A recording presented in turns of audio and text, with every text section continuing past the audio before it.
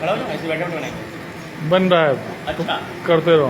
चलिए नमस्कार, मेरा नाम सौरभ श्रीवास्तव है। अब मैं आपको एल्कलाइन और एसिडिक क्या चीज़ होती है पहले ये भी बताऊंगा, और हमारे आसपास का जो माहौल है वो किस तरीके का हो चुका है, और ये भी आप जब लाइव डेमो आप देखें तो उससे आपको अंदाज़ा भी लगेगा। तो एक बॉटल में ये हमारा एल्कलाइन आयोनाइज्ड वाटर है, इसका थोड़ी मात्रा में इसमें आपके सामने इस गिलास में डाल रहा हूँ। ये हमारा मार्केट में अवेलेबल एक ब्रांड, बेस ब्रांड से कोई दुश्मनी नहीं है। कुछ भी अगर आप लेंगे इस तरीके का बोतल बंद पानी, सब यही काम करेंगे जो आपको इसमें दिखेगा। और ये भी मिलने वाला एक ब्रांड इस तरीके की कोई भी, ये हमारा अल्कोहल।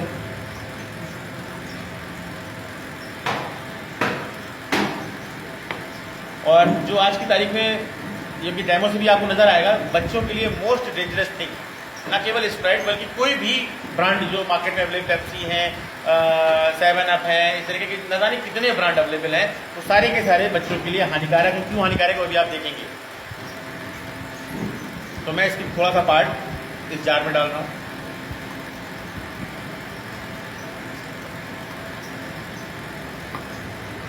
और आमतौर पर किसी भी चीज़ की एसिडिटी और एल्कलिटी को चेक करने के लिए ये एक पीएच टेस्टर के नाम से कह लीजिए या यूनिवर्सल इंडिकेटर कहलाता है। तो ये आप कहीं से भी करते थे, कुछ बूंदे मैं इसमें डालूंगा, कुछ बूंदे मैं इसमें डालूंगा, कुछ बूंदे इसमें, कुछ बूंदे इसमें। तो ये आप देख रहे हैं यहाँ पर कुछ चार्ट और एक बुक भी है मेरे पास में, उस बुक के माध्यम से भी मैं आपको दिखाऊंगा। ये जो चार्ट आप देख रहे हैं इसमें 0 से लेकर 14 तक की डिजिट्स हैं। तो 0 से लेकर 6.9 तक अगर कोई चीज़ आती है तो वो एसिडिक कहलाती है। और किस तरीके से हम जानबूझकर अपने इस एल्कलाइन बॉडी को एसिडिक कर रहे हैं। और कहा जाता है कि अगर आपकी बॉडी एसिडिक है तो ही बीमारी उसमें प्रवेश करेगी, लेकिन अगर आपकी बॉडी एल्कलाइन है तो उसमें कोई बीमारी रुक ही नहीं सकती, चाहे वो कैंसर ही क्यों ना हो। और हम अपने बच्चों के साथ में कितना खिलवाड़ कर रहे हैं जाने और अनजाने, वो अभी आप खास तौर पर देखेंगे। तो मैं क्या दिखाना है, 7 न्यूट्रल हो गया, 7 से नीचे एसिडिक हो गया, और उसकी रेंज अलग अलग है, और 7 से 8, 9, 10, 11 ये सब एल्कलाइन की श्रेणी में आ गए। तो इसी सोल्यूशन को मैंने छोटी बोतल में कर रखा है।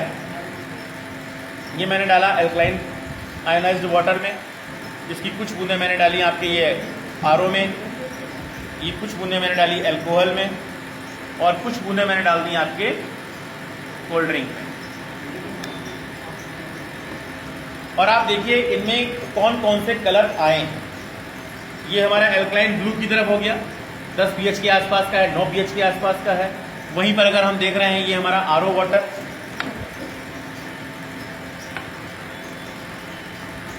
और ये हमारी कोल्ड ड्रिंक। आरओ वाटर जो है वो 6 और 5 के आसपास रहता है, ये भी हमारा 5 और 6 के आसपास रहती है। लेकिन अगर हम कोल्ड ड्रिंक को देखें तो कहाँ पे है, 1 या 2 के आसपास।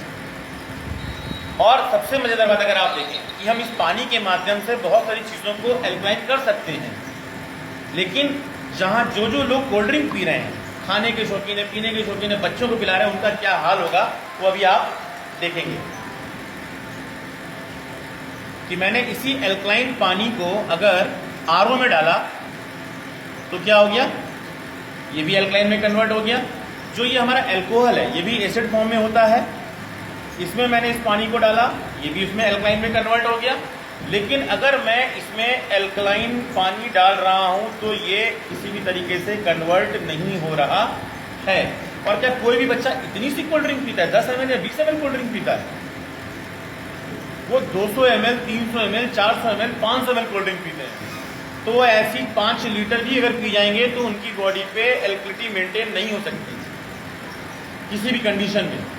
तो आप सोचिए उन बच्चों को बीमार होना है कि नहीं होना है। और जिस दिन से मैंने ये डेमो देखा और मेरे आसपास के लोग जो भी इस चीज़ को देख रहे हैं, यहाँ पर जो लोग बैठे हैं और इन फ्यूचर भी जो लोग देखेंगे, मेरी उनसे हाथ जोड़ के रिक्वेस्ट है कम से कम कोल्ड ड्रिंक का अपने हाथों से अपने बच्चों को कोल्ड ड्रिंक रूपी जहर ना पिलाएं। इतना ही मैं कहना चाहूँगा। धन्यवाद।